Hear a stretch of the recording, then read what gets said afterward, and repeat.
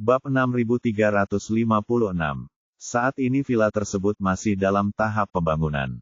Karena skala villanya terlalu besar, sekalipun tim konstruksi terbaik dikerahkan, setidaknya diperlukan waktu 1,5 tahun untuk menyelesaikannya. Banyak bahan dekorasi yang tidak tersedia di sini. Jadi mereka hanya bisa diangkut ke Madagaskar dari seluruh dunia dengan pesawat berapapun biayanya. Kini, selain makan, minum, buang air besar, dan buang air kecil, Cheng Feng sangat memperhatikan dua hal setiap hari. Salah satunya adalah mengawasi pembangunan villa, dan cara lainnya adalah naik helikopter untuk berpatroli di wilayahnya. Karena wilayahnya sangat luas, lebih dari 4,000 km persegi. Dan hampir tidak ada jalan beraspal. Kalau mau patroli, dia hanya bisa menunggang kuda atau naik helikopter. Harus dikatakan bahwa Madagaskar sangat terbelakang sehingga ketika terbang dengan helikopter, apa yang Anda lihat hampir sepenuhnya primitif. Kepadatan satwa liar jauh lebih tinggi dibandingkan di kebun binatang. Selain itu, bentuk pohon baobab yang berlebihan membuat orang merasakan kasarnya dunia primitif. Sekaligus, ada rasa takjub di surga. Awalnya lelaki tua itu mabuk-mabukan menyaksikan pemandangan dan matahari terbenam dari helikopter setiap hari. Namun seiring berjalannya waktu, pemandangan yang dilihatnya hampir sama di mana-mana.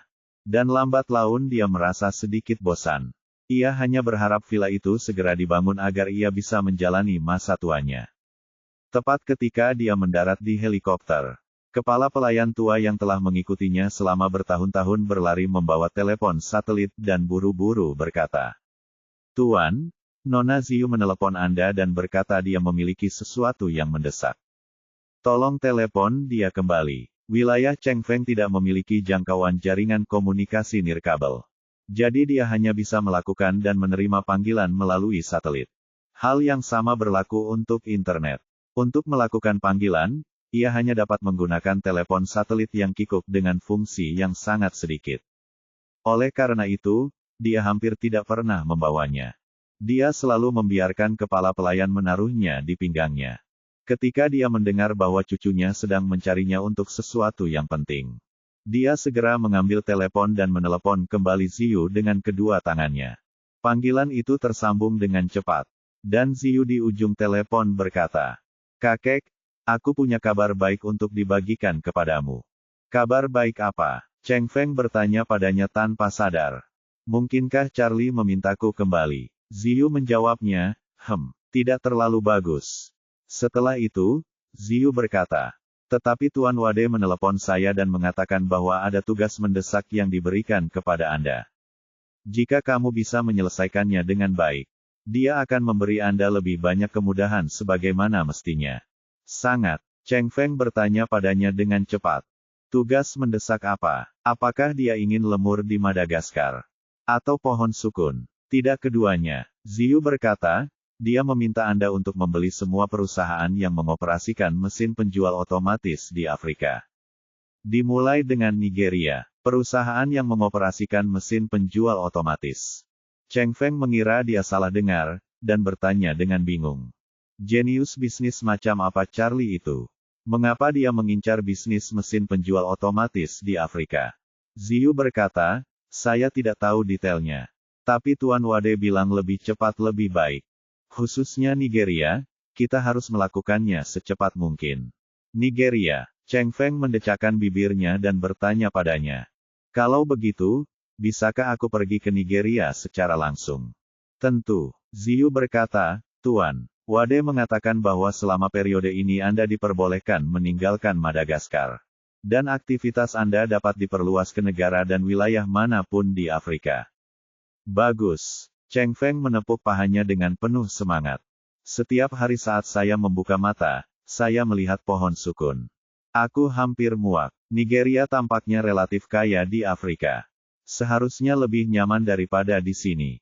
Ziyu berkata, "Kakek, kamu harus memanfaatkan kesempatan ini. Jika Anda bisa memuaskan Tuan Wade, mungkin Anda bisa diizinkan kembali ke Tiongkok. Paling buruk, bukan tidak mungkin memberi Anda cuti rumah dalam jumlah tertentu dalam setahun." Ya. Cheng Feng mengangguk berulang kali dan berkata, Aku tahu ini, jangan khawatir. Saya akan segera mengatur rencana perjalanan dan pergi ke Nigeria hari ini. Bab 6357. Meskipun Charlie tidak memiliki bukti untuk membuktikan bahwa ketiga tetua Warriors dan sedang menunggunya di Nigeria saat ini. Dia secara intuitif menilai bahwa ketiga orang ini pasti ada di sana. Alasannya adalah dia merasa Victoria pasti akan memahami kebenaran dari kekalahan keempat Earl berturut-turut. Artinya, dalam menghadapi musuh yang kuat dan tidak dikenal, Anda tidak boleh memecah keseluruhannya menjadi beberapa bagian. Bubarkan kekuatan kematian, dan kirim mereka ke garis depan sedikit demi sedikit. Anda harus mengubah potongan menjadi satu kesatuan dan mengumpulkan semua kekuatan Anda untuk mencapai kesuksesan dalam satu pertempuran. Karena dia sangat membencinya dan ingin membunuhnya dalam mimpinya. Dia harus memastikan bahwa dia tidak akan kembali setelah dengan sengaja mengambil stasiun sebagai umpan kali ini. Dia tidak tahu kekuatan sebenarnya, tapi hanya tahu bahwa dia bisa selamat dari ledakan diri Jermo. Jika ini yang menjadi patokannya, hanya jika ketiga tetua bertindak bersama barulah mereka pasti menang. Selain itu, Charlie menyimpulkan bahwa karena ketiga tetua telah tiba di Nigeria, mereka tidak akan pernah pergi dengan mudah sebelum dia muncul. Selama mereka menunggu, dia bisa memanfaatkan waktu untuk membangun jaringan bawah tanah di Nigeria. Setelah jaringan bawah tanah dikerahkan sepenuhnya, dia akan membuat tipuan ke timur dan menyerang barat. Memaksa ketiga tetua tersebut mengungsi dari Nigeria. Selama mereka keluar dari stasiun, tak sulit menemukan jejak ketiga lelaki tua berkulit kuning di negeri yang didominasi orang kulit hitam ini. Adapun mengapa dia yakin mereka adalah tiga lelaki tua, itu terutama karena Charlie mengetahui dari Maria bahwa ketiga orang ini berusia lebih dari 100 tahun. Dan mereka tidak memiliki pil abadi-abadi untuk dimakan. Sekalipun mereka masih hidup dan sehat, mereka pasti tidak akan bisa mengembalikan penampilan anak muda. Mereka pasti terlihat tua dan lemah. Jadi rencana Charlie saat ini, sederhananya, adalah tetap bersikap low profile dan tidak memberikan kesempatan kepada Victoria untuk menemukannya. Di satu sisi, biarkan Duncan menggunakan pemikiran investigasi kriminalnya untuk melatih model AI. Di sisi lain, biarkan Cheng Feng maju untuk menyebarkan jaringan darat ke seluruh tenggorokan lalu lintas Nigeria. Semuanya sudah siap, ketika Duncan menemukan petunjuk tentang markas lain dari Warriors dan di Afrika. Dia bisa mengambil inisiatif menyerang. Ketika Charlie dan Maria kembali dari perjalanan mereka dan kembali ke istana, Helena pun datang setelah mendengar kabar tersebut. Dia menyampaikan kabar baik kepada Charlie bahwa pertanian yang diminta Charlie untuk ditemukannya telah menemukan pilihan yang cocok. Saat itu sedang musim dingin, dan beberapa petani juga ingin mencoba menjual tanah pertanian mereka selagi mereka punya waktu luang. Petani berikutnya akan mempunyai cukup waktu untuk merencanakan dan mempersiapkan jika dia membelinya saat ini, agar tidak menunda penanaman pada musim semi mendatang. Helena memberitahu Charlie, "Tuan, saya meminta seseorang menemukan lebih dari selusin peternakan yang tertarik untuk dijual dalam jarak 100 km di sekitar Oslo. Informasinya telah dibawa kembali dan sedang disortir. Aku akan membiarkanmu memeriksanya setelah semuanya beres. Jika ada yang kamu suka, saya akan mengatur seseorang untuk mendiskusikan detailnya dan menyelesaikan kontrak." Charlie mengangguk, memandang Maria di sampingnya, dan berkata, "Berikan informasinya nanti dan biarkan dia memilih." Helena berkata dengan hormat, "Oke, saya akan meminta seseorang memilah informasinya dan mengirimkannya kepada Anda." Charlie mengangguk sedikit dan bertanya padanya, "Ngomong-ngomong, aku belum sempat bertanya padamu. Apakah perjamuan ayah dan anak Rothschild berjalan lancar kemarin?" "Itu berjalan lancar," Helena berkata dengan jujur. "Simon tidak ingin aku membicarakan pil itu di depan putranya. Dan aku tidak banyak bicara. Di meja makan, dia berjanji akan meningkatkan investasi di sini. Dia ingin mengadakan konferensi pers dengan keluarga kerajaan Nordik untuk mengumumkan keputusan ini setelah model AI dikirimkan. Saya pribadi berpikir dia ingin mendapatkan setengah pil yang Anda janjikan padanya." Charlie tersenyum dan berkata, "Pilnya sudah siap. Saat model AI dikirimkan, Anda bisa mengundangnya ke istana dan menjual pil itu kepadanya secara langsung. Baik, Tuan Wade. Helena mengangguk dengan hormat, dan berkata, aku belum memberimu uang dari penjualan pil Simon terakhir kali. Aku akan mentransfernya kepadamu kali ini. Bab 6358. Charlie bertanya padanya, berapa harga pil yang terjual terakhir kali? Ditanyakan oleh Charlie secara langsung. Helena tahu kalau dia perlu berbohong. Jadi dia sedikit gugup. Dia sedikit menyesuaikan mentalitasnya dan berkata, Wade, kami menjual total uang tunai 110 miliar. Menurut pesanan Anda, pembagiannya 50 sampai 50. Anda harus mendapatkan 55 miliar dolar AS. Charlie tersenyum dan berkata, Helena, alasan kenapa aku memintamu untuk berhubungan dengan Simon adalah karena saya tidak ingin menjalin kontak dengan mereka berdua pada saat yang sama untuk saat ini. Tetapi ini tidak berarti saya tidak akan melakukan kontak langsung dengan Simon di masa depan. Berapa harga jual pil itu sebelumnya?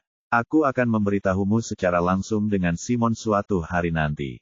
Ketika dia tahu bahwa nasibnya sebenarnya ada di tanganku. Dia pasti akan mengatakan yang sebenarnya padaku. Ketika Helena mendengar apa yang dikatakan Charlie, dia menjadi lebih bingung dan buru-buru berkata, Wade, aku minta maaf padamu. Pil itu sebenarnya tidak dijual seharga 110 miliar. Lalu, dia dengan cepat menjelaskan. Saat itu, persyaratan yang saya sepakati dengan Simon adalah 60 miliar dolar AS. Ditambah satu set model AI yang lengkap. Tapi Anda meminta saya untuk menyimpan 50%. Jumlah uang ini terlalu banyak. Saya benar-benar tidak bisa menerimanya. Jadi aku berbohong padamu dan bilang jumlahnya 110 miliar. Charlie mengangguk. Dia menduga alasan mengapa Helena berbohong pasti karena dia tidak ingin mengambil terlalu banyak uang darinya. Jadi dia membesar-besarkan jumlah total transaksi untuk menambah jumlah total yang harus dibagi. Melihat Charlie diam, Helena berkata dengan sedikit keraguan di dalam hatinya. Wade, aku benar-benar minta maaf karena telah menipumu. Tolong jangan marah. Charlie tersenyum dan berkata, ini tidak ada hubungannya dengan marah atau tidak. Alasan utama mengapa saya setuju dengan Anda untuk membagi jumlah penjualan 50 sampai 50 adalah karena yang saya inginkan hanyalah model AI. Menurut pendapat saya, menukar obat mujarab dengan model AI sudah merupakan kesepakatan yang sangat hemat biaya. Adapun berapa keuntungan tambahan yang bisa diperoleh dengan syarat dasar ini. Itu semua tergantung pada kefasihan dan kemampuan pribadi Anda. Itulah mengapa saya mengusulkan agar kita membagi bagian ini 50 sampai 50. Tambahan 60 miliar dolar AS yang dapat Anda keluarkan dari kantong Simon benar-benar merupakan uang yang tidak terduga bagi saya. Wajar jika Anda mengambil setengah dari uang ini. Helena menggigit bibir bawahnya pelan, dan setelah beberapa detik dia berkata, Wade, tapi jumlahnya terlalu banyak. Charlie melambaikan tangannya dan berkata, jumlahnya tidak penting. Yang penting adalah kita mencapai kesepakatan terlebih dahulu. Karena kita sudah sepakat untuk membaginya 50 sampai 50 jika saya menghasilkan 600. Saya akan memberi Anda 300, dan jika saya menghasilkan 60 miliar. Saya juga akan memberi Anda 30 miliar. Dengan itu, Charlie tidak menunggu dia mengungkapkan pendapatnya, dan berkata, besok, setelah pengiriman selesai, bantu saya menjual setengah pil kepada Simon. Dan saya tidak akan membagi 50 miliar yang dia bayarkan saat itu. Ini murni bagimu untuk membantuku. Setelah Anda menyelesaikan transaksi dengannya, Anda dapat membayar saya total 80 miliar dolar AS. Termasuk 30 miliar sebelumnya. Helena berkata dengan malu.